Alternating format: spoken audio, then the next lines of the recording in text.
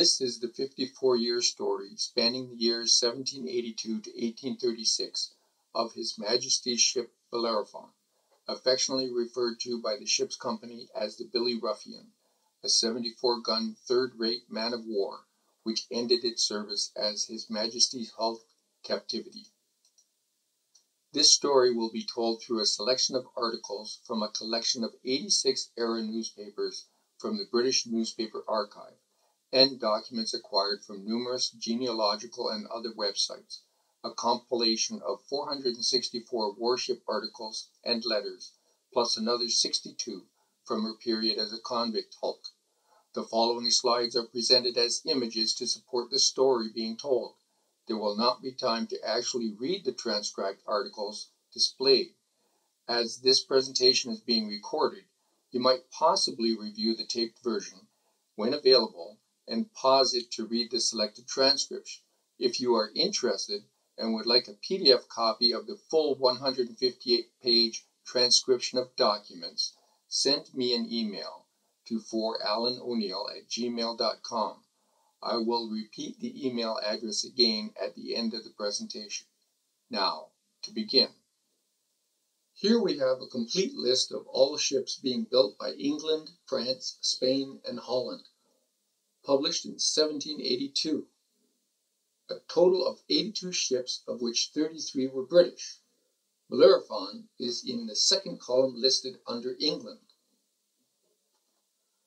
Bellerophon was one of 12 Arrogant-class ships designed by Sir Thomas Slade for the Royal Navy.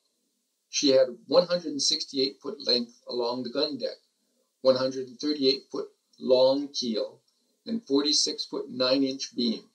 She was originally equipped with 28 32-pounders, 28 18-pounders, 14 9-pound long-barrel guns, and 4 9-pound short-barrel guns, and was reportedly issued 12 1.5-pound swivel guns for the fore and main tops.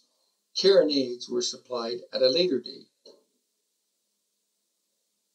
The build contract for Bellerophon was awarded to Mr. Edward Greaves and Company of Limehouse in the county of Middlesex on the 18th of January, 1782, and was signed 1 month later on the 19th of February.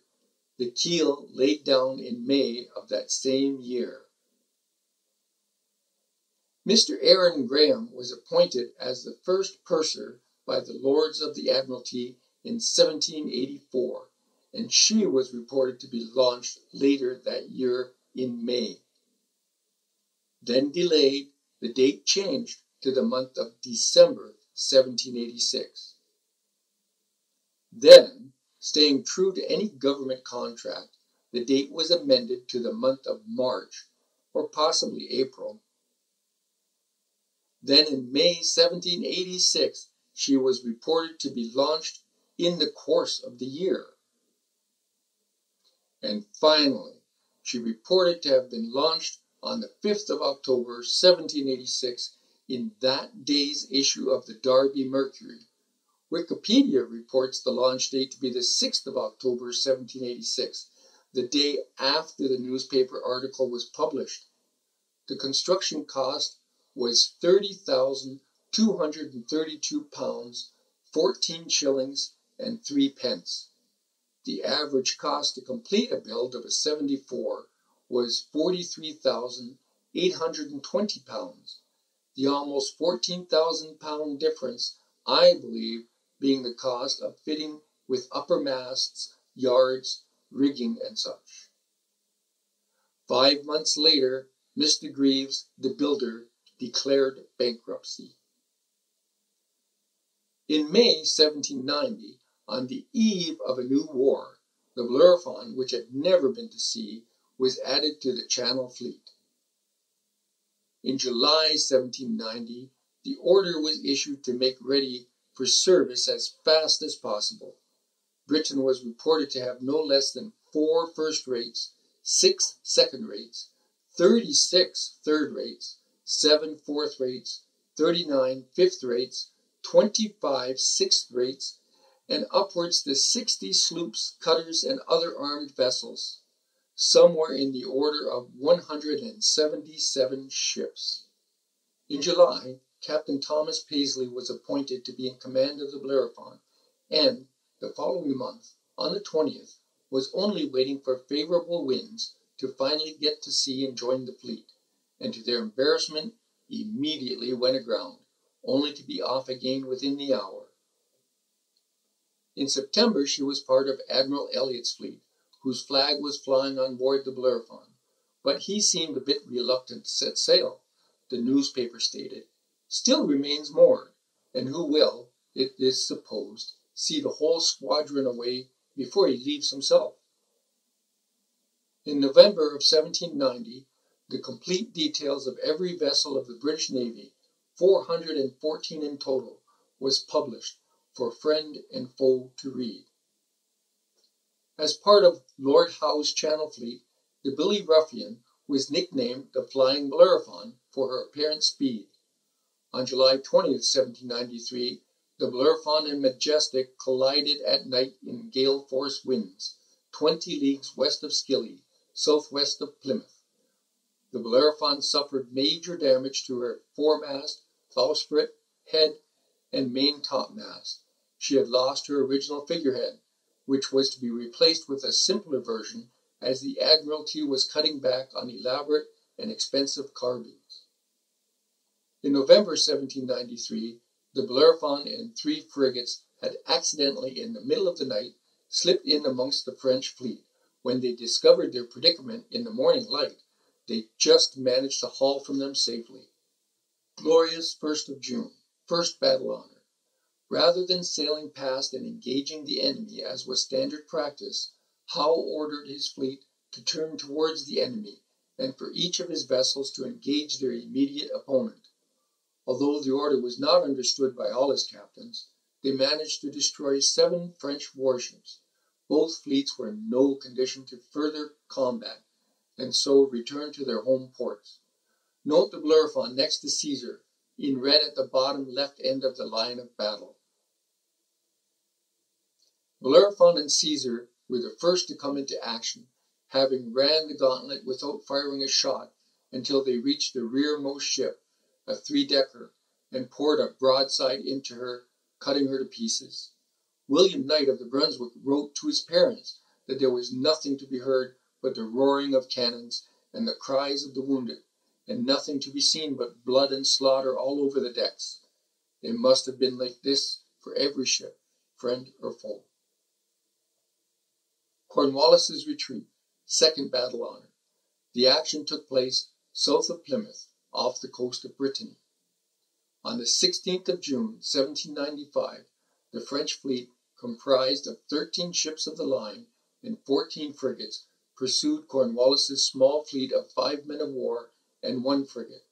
The French were within range of the 2 slower of the British ships on the 17th. The Brunswick and the Bellerophon had been loaded improperly, which affected their speed. They tossed anchors, boats, and much of their provisions and fresh water overboard.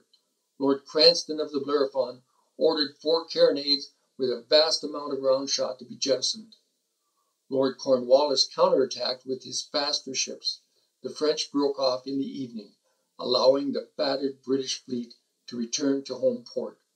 The battle is considered one of the most influential examples of united courage and coolness to be found in British naval history. The Battle of the Nile, third battle honor. This battle occurred off the coast of Egypt, near Alexandria, in Aboukir Bay. You will note the Bellerophon is marked as racing to and then drifting away from Lorient. It was normal practice to mention individual heroism in reports, but Admiral Nelson had praised all his captains equally. Captain Darby of the Bellerophon was wounded, 3 of his lieutenants were killed, and every other officer on board was wounded. On the 1st of August, 1798, at 17:40, 5:40 p.m., the 74-gun Bellerophon found herself, by either error or a dragging anchor, to come to a halt alongside the flagship of the French fleet, the 120-gun Lorient. The Lorient blew up when one of her many deck fires migrated to the magazine, killing 1,000 of her crew, including the admiral and the captain. There were more than 200 casualties on the Bellerophon, caused by the battle and the neighboring explosion. Bellerophon's mizzen and mainmast both collapsed, and fires had broken out. Anchor cables were cut at 8:20 p.m., and she drifted away from the battle while under continued fire from the tonneau, and then her foremast collapsed. Lieutenant Robert Savage Daniel was the first to assume command upon Captain Darby's unconsciousness, caused by a head wound. Daniel was wounded, but able to direct the fire until a shot took away his left leg. As he was carried below, he was hit by grape shot and killed. In November, the Admiralty would promote his younger brother from lieutenant to master and commander in recognition of his older brother's sacrifice. Here we have two articles describing how a 13-year-old midshipman, later Rear Admiral Sir John Hindmarsh and first Governor of South Australia, found himself temporarily in command of the Bellerophon, squeaking to the gun's crews to continue fire. His father, John Sr., was a gunner, a warrant officer, on board at the same time. The boy had also been on board the Bellerophon at the Battle of the glorious 1st of June, 4 years earlier at 9 years of age, as a powder monkey, and Cornwallis's retreat at 10. It was this midshipman, while in command, that had the anchor cable cut and raised the spritsail so the crippled ship could drift away from the battle. Captain Darby relieved him upon returning after recovering and having his head wound dressed. He later received public thanks from Lord Nelson and was presented a sword by the officers of Bellerophon. Nelson remembered this incident 5 years later, on the 1st of August in 1803, when he promoted the midshipman to lieutenant. In 1803, Bellerophon was sent to the Caribbean, the Jamaican station in the West Indies, to participate in the blockade of Santo Domingo against the French at the time of what was to become known as the Haitian Revolution. After months of suffering caused by the Royal Naval Blockade and the actions of the rebels under the command of General Dessalines, the French surrendered to the Bellerophon, Vanguard, Hercule, and Blanche. The British commander granted General Rochambeau 10 days to evacuate the colony. The French left as prisoners on the 3 frigates, 2 corvettes, and 18 transports. Later yet, in 1804, back in Portsmouth, while being refitted, an explosion occurred due to a lit candle brought into the magazine, seriously injuring 4 shipwrights, of which 1 died after a week of suffering. The gunner of the ship was questioned as to why powder was left in the magazine. I was not able to find the outcome of this inquiry. The Battle of Trafalgar, 4th Battle Honour. This battle was fought off the coast of Spain at Cape Trafalgar on the 21st of October, 1805, against the combined French and Spanish fleet. While preparing for battle, the gun's crew of the Bellerophon chalked the words "Victory or Death" on their gun barrels. At 1100, Bellerophon signal midshipman John Franklin, the Arctic explorer of years later, reported Nelson's signal: "England expects that every man will do his duty." And an hour and a half after that she entered the battle as the 5th ship in Collingwood's lee column. At 12:30, she cut through the enemy line astern of the Spanish 74-gun Monarca and fired 2 broadsides into her. Then she collided with the port quarter of the French 74-gun Aigle, entangling the 2 ships' yards. Locked together, they exchanged broadsides at close range, with French soldiers sweeping Bellerophon's decks with musket fire and grenades. Cook's distinct epaulets made him the prime target. By then, Bellerophon was sustaining fire from 4 enemy ships. Her main and mizzen masts were shot away, and at 1:11 p.m., Captain Cook was hit by 2 musket balls to the chest while reloading his pistols, and there he died. Command passed to First Lieutenant William Cumbie. Bellerophon's ensign was shot away 3 times, so her yeoman of signals, Christopher Beatty, took the largest Union flag he could find and climbed up into the mizzen rigging and hoisted it across the shrouds. The French riflemen held their fire while he did this. One grenade thrown through a hatch exploded in Bellerophon's gunner's storeroom, blowing open the storeroom door, but fortunately blowing closed the door of the magazine. The resulting fire was quickly extinguished, preventing a catastrophic explosion. At 17:05 p.m., the Bellerophon's guns ceased firing, having taken possession of both the Monarca and Bahama. She had 27 dead, including Captain Cook, and 123 wounded.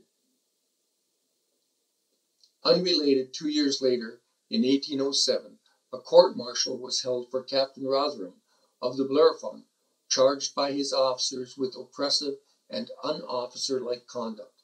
Only the second charge was proven, and he was reprimanded. 5 days later they weighed anchor. I wouldn't want to have been one of those officers on that particular cruise. In 1809, while in the Baltic, boats from the Bellerophon attacked a battery near Hanko Island, Norway, located in Oslo Fjord, where the crew spiked a 24-pound gun, destroyed the magazine and 8 gunboats, took possession of powder provisions for the Russian army, and had taken and burnt a large armed ship. Casualties were reported as 3 killed and 11 wounded. In 1810, a court-martial was held against 5 seamen of the Bellerophon for mutinous and disorderly conduct. Found guilty, 3 were sentenced to 100 lashes each, and the other 2 to 50 each. On the 18th of June, 1812, war broke out between Great Britain and the United States of America. The next year, 1813, Bellerophon was found herself on escort duty from Newfoundland to Britain and chasing the 55-gun frigate USS President, commanded by Commodore Rogers, back and forth across the North Atlantic. In 1814, Mr. Noble of the Bellerophon was charged for being drunk on duty and was dismissed from his office as bosun of the ship. In 1815, the governor and commander-in-chief of the colony of Newfoundland was taken from St. John's to Portsmouth, a 16-day trip. On the 11th of April, 1815, Napoleon abdicated and was exiled to Elba Island, 10 kilometers off the coast of Tuscany into Italy. He escaped 10 months later, on the 15th of February. The war with the United States ended 3 days later after this. On June the 3rd, the Bellerophon set sail for the coast of France. After the Battle of Waterloo, Napoleon lost favor and was trying to escape to the United States, but found he could not get past the Royal Naval Blockade. On the 15th of July, 1815, he presented himself to Captain Maitland on the deck of the Bellerophon to voluntarily surrender. He fully expected to be given safe passage to the United States, or to be put up and kept safe in England in a manner in which he was accustomed as the Emperor of France. The image on the top right is actual log, and it reports, barge return, came on board, Napoleon Bonaparte. In reality, the word that Napoleon was about to surrender had been circulated 5 days earlier, since negotiations began on the 10th. On the day of the arranged surrender, having spotted Admiral Hotham approaching on the Superb, Captain Maitland hurried to send off a boat to collect Napoleon, so as not to lose the honor. The Admiral did invite Napoleon and Captain Maitland to breakfast the next morning, where some of the Superb's crew informed the waiting Bellerophon's boat's crew that the Superb would carry Boney to England. The response was, "Before we suffer that, my boy, we shall give you 10 rounds and secure first." It was normal practice to routinely exercise at firing 10 rounds as quickly as possible and securing in readiness for battle. The Emperor returned from the Superb at about 1400, and the Bellerophon was said to have immediately weighed anchor and made all sail for England. In reality, raising the anchor was no quick feat. It could be as many as 8 hours before an anchored ship could get under way if the tide and winds were in agreement. Napoleon was impressed and commented on the quiet efficiency of the Bellerophon's crew as compared to the noisy cackling of the crew on a French warship. Napoleon was constantly on deck while anchored in Plymouth. Masses of the public would row to the ship in small boats to get a glimpse of him. The bottom post is a report of the ship's boat, charged with keeping the public away, having run down and capsized one of these public boats, resulting in the drowning of one occupant, Mr. Hartley. His wife and child were saved. Napoleon's attending doctor was young, inexperienced, and constantly seasick.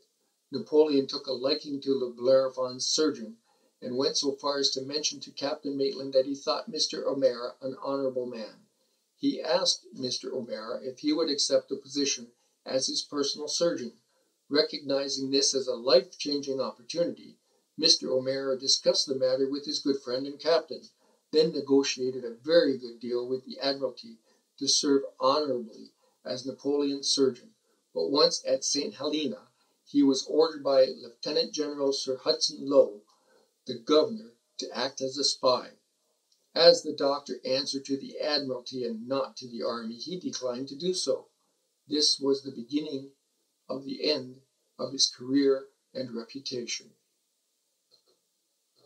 In November, the Bellerophon was ordered to be fitted for a convict ship, as her usefulness as a man-of-war had waned. On the 2nd of September, 1810, she was decommissioned at Sheerness and stripped of her guns and masts, and spent 9 months fitting out as a prison ship at Sheerness Dockyard. She served under the original name Bellerophon for 4 years before she was renamed Captivity in 1824. The first escape of a convict was reported in June 1820. The fellow simply lowered himself down a rope at dusk and swam away. In 1822, the captain was attacked and wounded with a knife by a convict. The prisoner chose the death penalty rather than to be transported. In 1823, just before being renamed, she was converted to an asylum for juvenile convicts, a boys' hulk, holding 61 boys between the ages of 9 and 17. Just 2 years later, in 1825, it was decided she was no longer suitable, and all boys under the age of 16 were transferred elsewhere. In 1826, one prisoner, who acted as the captain's clerk, earned an early release due to good conduct. In 1827, it was reported that oak from the late Bellerophon was sent to Sir Robert Steppings, surveyor of the Navy, to be made into snuff boxes for several crowned heads of Europe. I could find no other report regarding this claim. There comes a point in time where every ship is no longer worth repairing. It was early 1834 when she was ordered to be cleared of convicts and broken up. In June, while emptying the fresh-water iron tanks, they discovered a 2-foot-long eel living in the tank. In June 1836, after 50 years of service, having been awarded 4 battle honors, being the vessel upon which Napoleon voluntarily surrendered, and, as a prison hulk, having held more than 32,000 men and boy convicts, she was towed into Stonehouse to be broken up. She was sold for scrap at Plymouth for £4,030, or about 9% of the original average cost to build. HMS Bellerophon's carving of the Greek god Atlas from the captain's stern gallery and the last figurehead were bought at auction by her former captain, Frederick Lewis Maitland, now Admiral Superintendent of the Dockyard. He donated them to what would become the Royal Naval Museum. The museum would later cut away the lower body portion of the figurehead due to wood rot. The head is all that survives. Dr. George Bellamy, HMS Bellerophon's surgeon at the Battle of the Nile in 1798, and a former mayor of Plymouth in 1810-1811, purchased some of the timbers for the building of his cottage, Borough Lodge, in Plymstock, in the city of Plymouth. Both ends of the cottage are marked with GB 1836. The desk in the background is said to be made from oak timbers from HMS Bellerophon. The marble top is claimed to be from the slab placed at the end of the gangplank, and so would be the first thing stepped on when boarding the ship. This story about the marble slab is very unlikely, as no ship ever had such a slippery stepping stone. The chair in front of the table was one of the set used by Napoleon during his 6-year exile in Longwood House on St. Helena in the South Atlantic. Both are from the Portsmouth Royal Marines Museum and are on loan to the officers' mess at Stonehouse Barracks. There would be other ships named Bellerophon to follow, but none with as colorful a story. The second, an 80-gun third rate, was launched as HMS Waterloo in 1818, was renamed Bellerophon in 1824, and saw service at Sebastopol in the Crimean War in 1854-1856. Her guns offloaded and nicknamed the Bellerophon Doves, were manned by the guns' crews on land. The third, an ironclad battleship, launched in 1865, also known as Old Billy, was renamed Indus III in 1904 and used for training. The fourth, a Bellerophon-class battleship, a dreadnought, launched in 1907, was awarded the fifth and final battle honor for service in the Battle of Jutland on the 31st of May 1916, where she fired a total of 62 12-inch and 14 4-inch shells, inflicting damage to a battle cruiser, a light cruiser, and engaging with a number of destroyers from Germany's Grand Fleet. She was sold for breaking up in 1921. The next Bellerophon was to be a Minotaur-class cruiser, ordered in 1942, but it was renamed HMS Blake before construction began. Following that was yet another renamed HMS Tiger in 1945, while under construction. From 1945 to 1947, the Americans had a landing craft repair ship named USS Bellerophon, hull identification number ARL-31. The final establishment to bear the name HMS Bellerophon from 1950 to 1971 was the Portsmouth Reserve Fleet. The Stone frigate, located on Whale Island, was charged with the United Kingdom Fleet Maintenance Operation. This concludes my presentation, and here is my email address again for those that would like the PDF of all the newspaper clippings and research. Thank you.